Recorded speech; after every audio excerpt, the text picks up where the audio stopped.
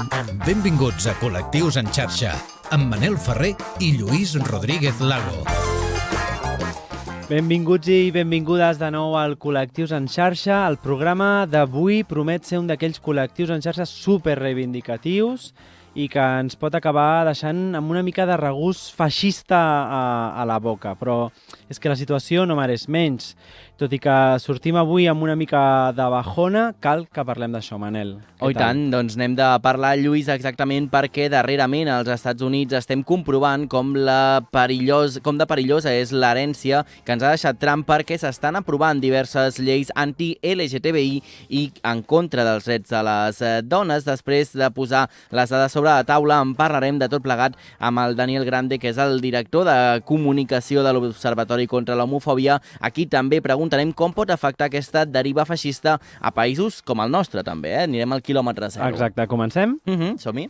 Avui, al Col·lectius en xarxa, polítiques anti-LGTBI. Estàs escoltant Col·lectius en xarxa. Amb Manel Ferrer i Lluís Rodríguez Lago.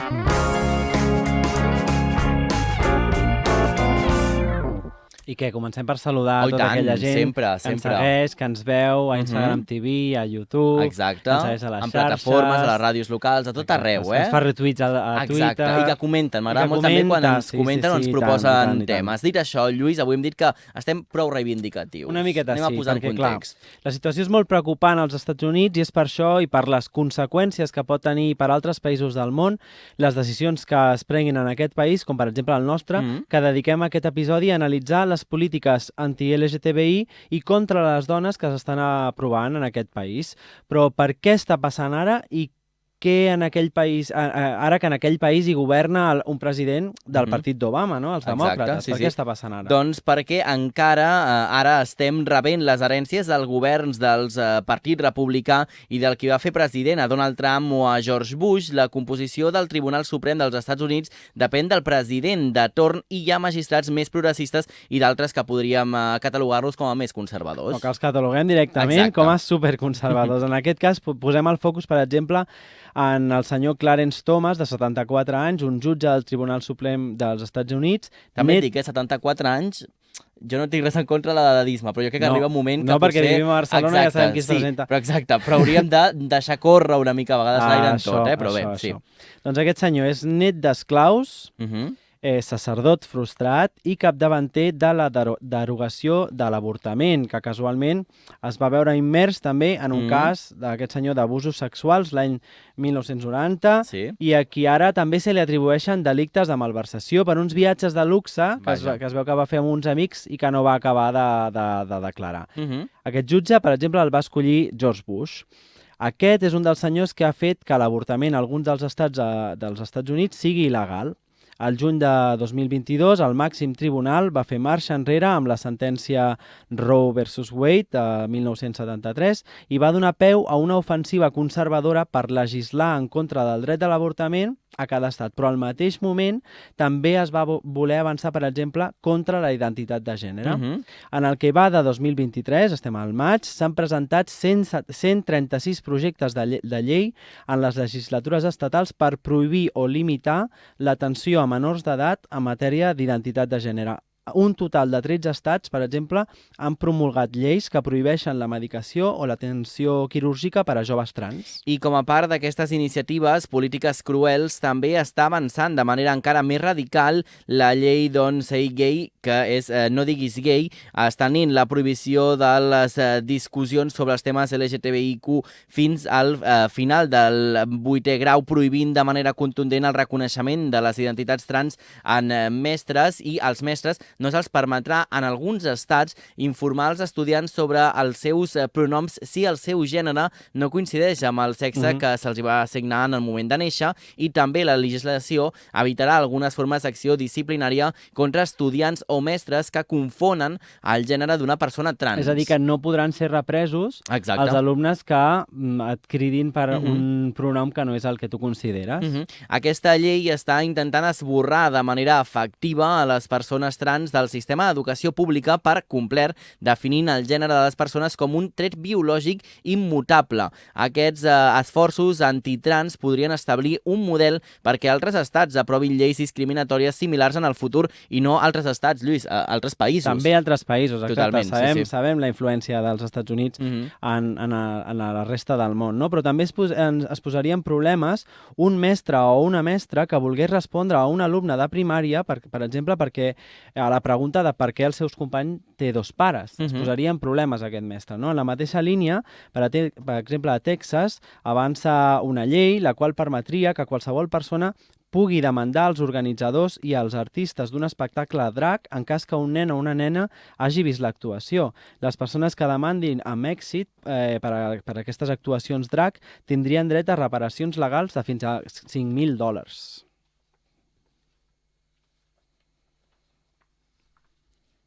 Perquè els pols oposats també s'atreuen, escolta Col·lectius en xarxa. Algunes de les lleis dels Estats Units les defineixen sentències que causen precedent, és a dir, que no són els governs qui promouen sempre aquestes lleis. És per això que, per exemple, el Congrés dels Estats Units ha aprovat definitivament una llei per protegir en tot el país drets com el matrimoni entre persones del mateix sexe, perquè aquest Tribunal Suprem no pugui iniciar accions en contra. I el risc que el Suprem canviés de criteri es va posar de manifest en un vot particular en la sentència sobre l'avortament del juny passat, i el jutge Clarence Thomas, que en parlàvem al principi del programa, de qui fèiem menció, doncs deia que la majoria conservadora convidava a revisar altres precedents, entre ells el que va legalitzar el matrimoni entre homosexuals en tot el país. Lluís, que fixa't que tenim alguns episodis en els quals parlem del matrimoni LGTBI com un avançament, doncs sembla que ara podríem tornar un altre cop cap enrere. Sí. Arran d'això, els demòcrates van proposar en el Congrés blindar-lo mitjançant llei. Exacte. Malgrat aquesta victòria, les amenaces per al col·lectiu LGTBI continuen vigents. El Suprem estudia ara un cas en què haurà de traçar fins a quin punt la llibertat d'expressió es pot utilitzar com a argument per permetre, per exemple, la discriminació a parelles del mateix sexe. El cas és que fa uns dies va tenir lloc una vista i els magistrats conservadors semblaven inclinats a donar suport a una dissenyadora de pàgines web que es va negar a fer-la per fer la web per noces de persones homosexuals. Aquesta seria la primera vegada en la història en la que el Tribunal Suprem digués que un negoci comercial obert al públic pot negar-se a servir a un client per motius de raça, sexe, religió o també d'orientació sexual. És a dir, Lluís, que tot el que estem llegint ens porta com a molts anys moltes dècades enrere. En un pas. Aquests fets que narrem avui al col·lectiu estan fent que algunes persones del col·lectiu LGTBI pensin fins i tot en buscar asil en altres països. Exacte, i això n'hem parlat moltes vegades també amb convidats que ens ho han explicat. I seguim perquè, per exemple, Kansas ha aprovat una llei que defineix la dona com algú biològicament nascut de sexe femení.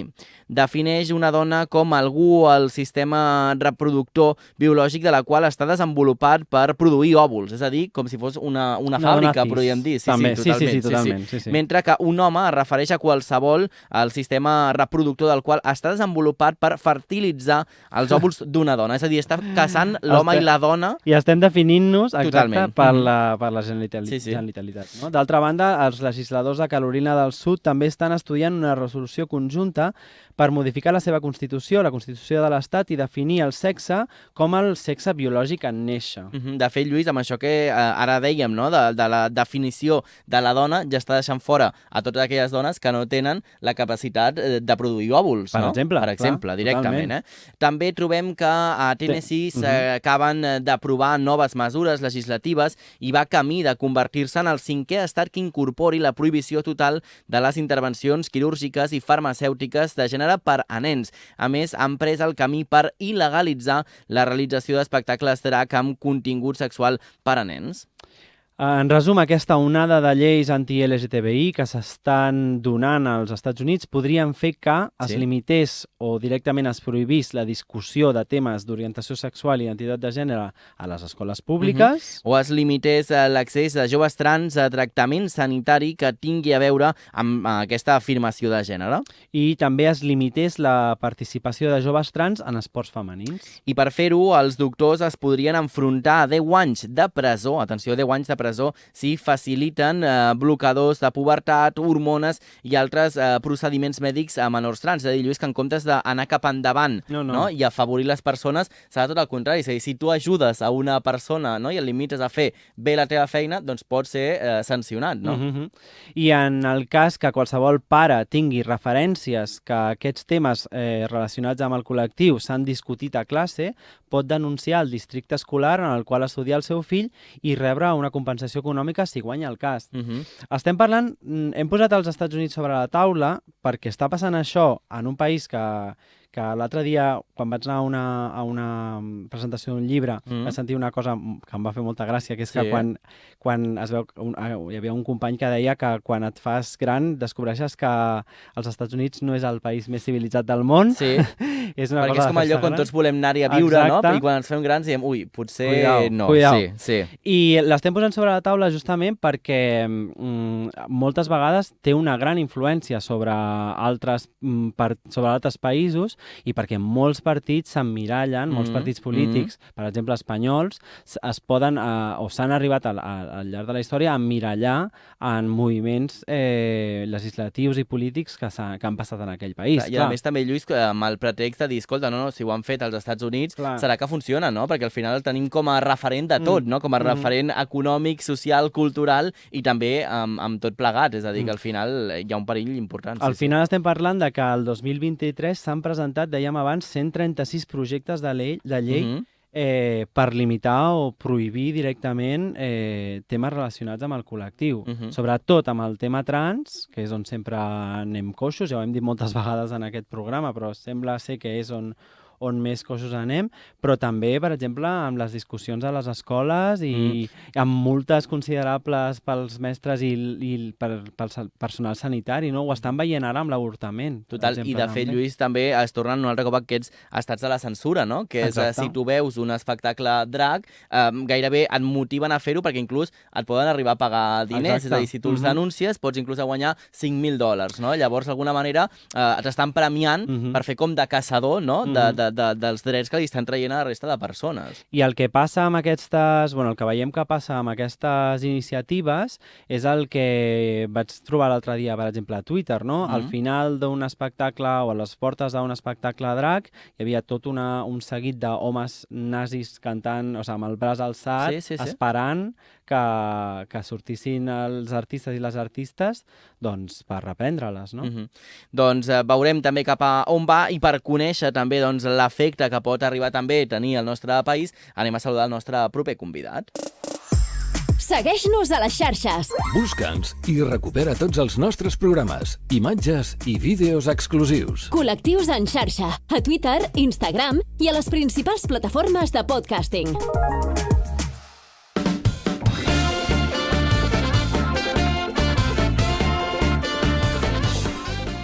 I avui tenim la gran sort de tenir al Col·lectius en xarxa en Daniel Grande de l'Observatori contra l'Homofòbia. Com estàs, Daniel? Què tal? Hola, bona tarda. Molt contenta d'estar amb vosaltres. Que bé. Ens agrada molt tenir gent de l'Observatori perquè teniu moltes dades sobre la taula, ens podeu aportar molta llum, però bé, avui en el programa estem parlant d'aquestes polítiques i aquestes iniciatives legals que s'estan duent a terme als Estats Units i no sé, ens preguntem o et volem preguntar en primer lloc com creus que pot afectar tot aquest moviment? Parlaven de 130 i pico propostes de llei. Com pot afectar tot aquest moviment a països com el nostre? Bé, nosaltres estem preocupades perquè, com sabeu, tenim contacte amb diferents observatoris a nivell internacional i a Milga Europa, i estem preocupades per aquesta onada regressiva que estem veient tant als Estats Units com a molts països europeus. De fet, tota aquesta remor al final el que acaba condicionant és una mica l'agora pública i el que es qüestiona són els nostres drets. Clar, totalment. De fet, Daniel, et volíem preguntar justament per això, no? Perquè al final sembla que cada cop que apareix una llei o cada cop que hi ha un canvi de govern o que hi ha algun moviment doncs, en les altres esferes, al final sembla que aquests drets, els nostres drets, estiguin sempre pendent d'un fil, no? I que qualsevol que ho vulgui pugui acabar atemptant en compte de les nostres pròpies llibertats. Sí, no és novedós, De fet, Ja.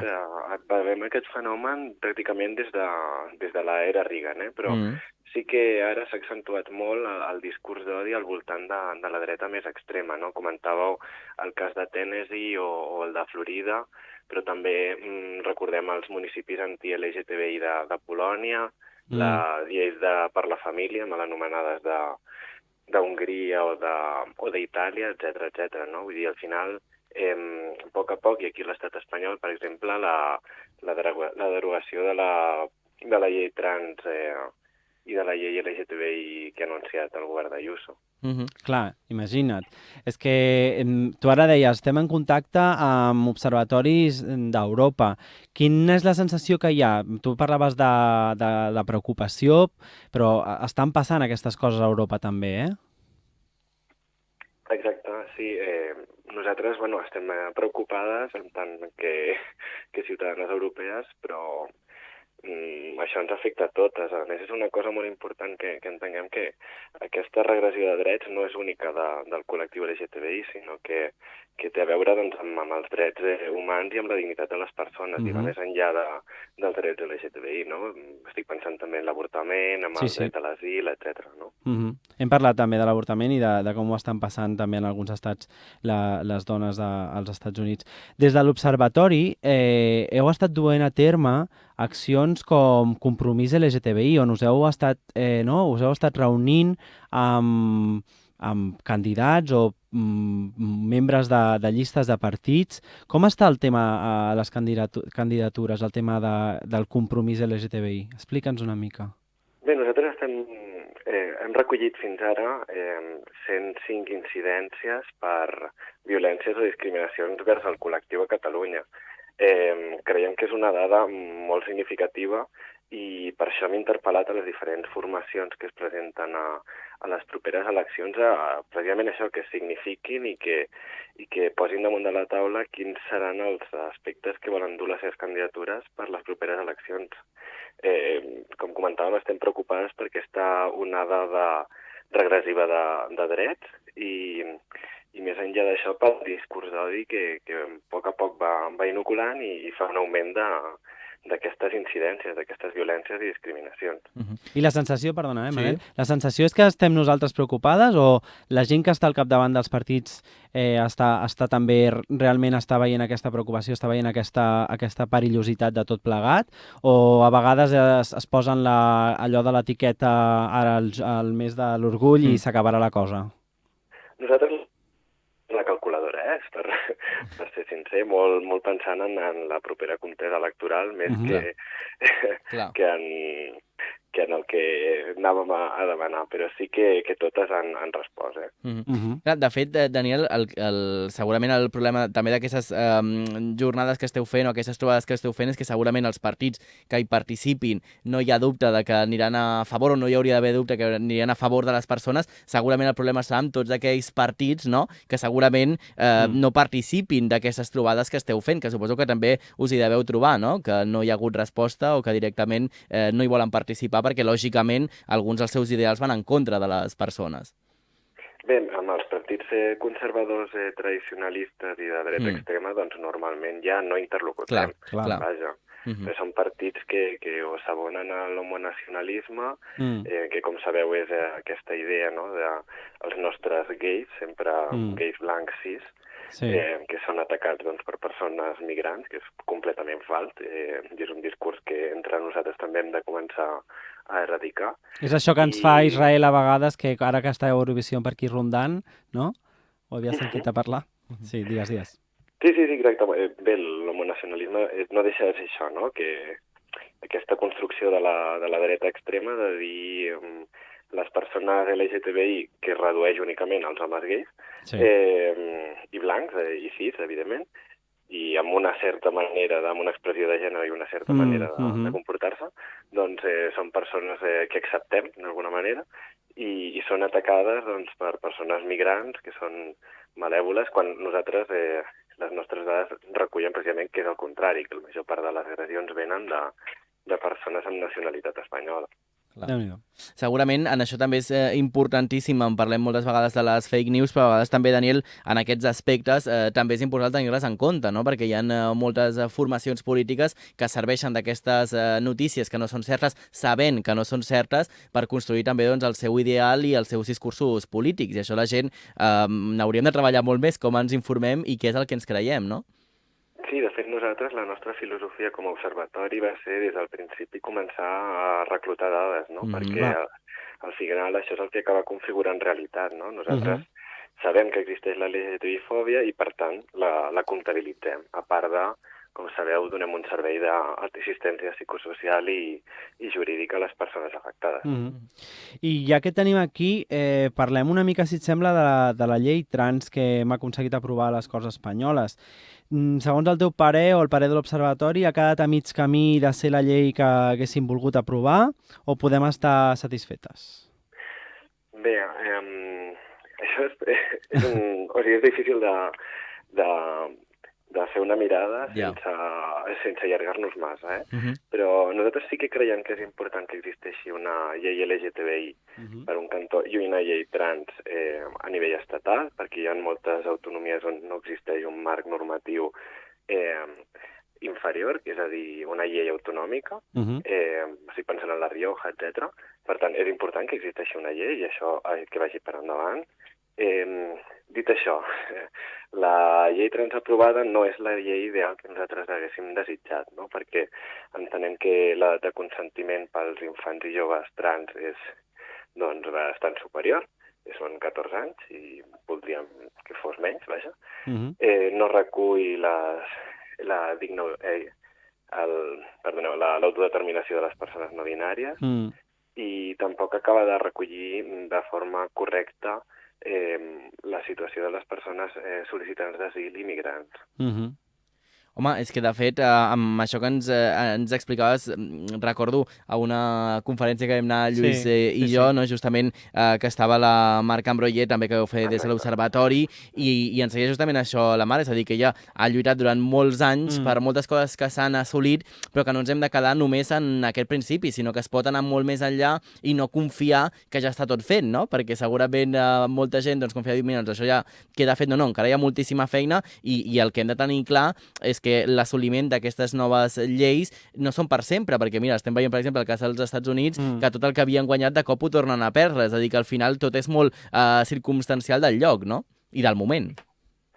Sí, però vaja, la gràcia dels moviments reaccionaris és que sempre reaccionen, vaja. Clar. Per tant, nosaltres estem obligades a batallar, a donar la batalla a favor d'ampliar els drets, perquè al final els drets només sumen, els privilegis són els que resten. I més enllà d'això, nosaltres estem treballant perquè existeixi una llei trans catalana que esperem que sigui més ambiciosa que la llei trans espanyola, dintre del marc competencial que té la Generalitat, evidentment, que, com sabeu, és limitat. Mira, l'altre dia que passejàvem per Barcelona amb aquesta ruta trans que hem fet... La nostra convidada, que ara no la Violeta. La Violeta, exacte, gràcies Manel, ens deia que ella creia que Barcelona, i jo penso que a Catalunya, però ella parlava de Barcelona, és veritat, sempre havia estat com a l'avantguarda d'aquests moviments i d'aquesta sensació de llibertat. Potser sí que és veritat que hem de tornar a ser els primers de la fila. De fet, recordo aquesta conversa de Lluís que ens deia que Stonewall havia estat molt després dels moviments que havien començat a Barcelona. És a dir, que ella d'alguna manera deia que l'origen de Barcelona com a avantguarda havien estat durant molt de temps. Molt de temps. Potser és el moment de reivindicar això i de, com tu deies, de fer un pas més amb la llei trans i LGTBI que es proposi des de la Generalitat. Sí, Catalunya ha sigut pionera en la defensa dels drets LGTBI al sud d'Europa, vaja.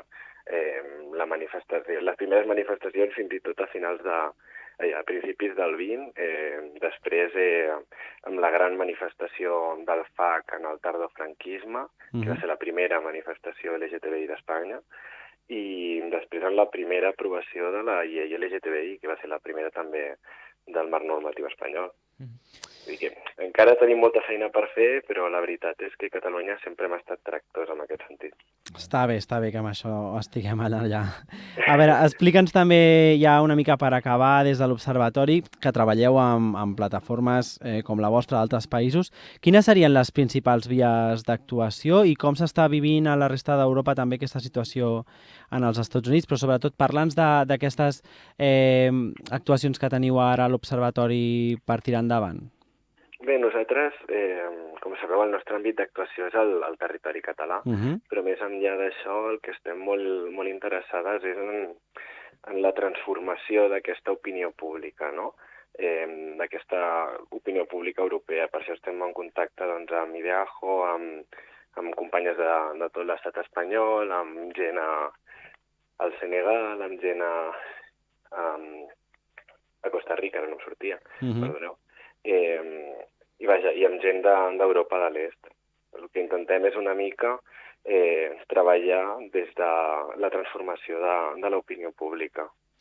Això és importantíssim i, de fet, també, Daniel, el que hem de fer referència gairebé per acabar, ho explicava el Lluís també al principi del programa, és que al final també arriba un moment que la gent, si no, ha d'acabar marxant dels seus propis països, no? Perquè no poden ser lliures, no? Perquè les lleis que justament els haurien de defensar i protegir fan exactament tot el contrari, no? Atentar cap a aquestes persones. Per tant, sempre és important tenir unes lleis que ens defensin a casa nostra, no només per protegir-nos a nosaltres mateixos, sinó també a la gent que ha de venir dels seus països, perquè en els seus llocs d'origen doncs no poden ser lliures.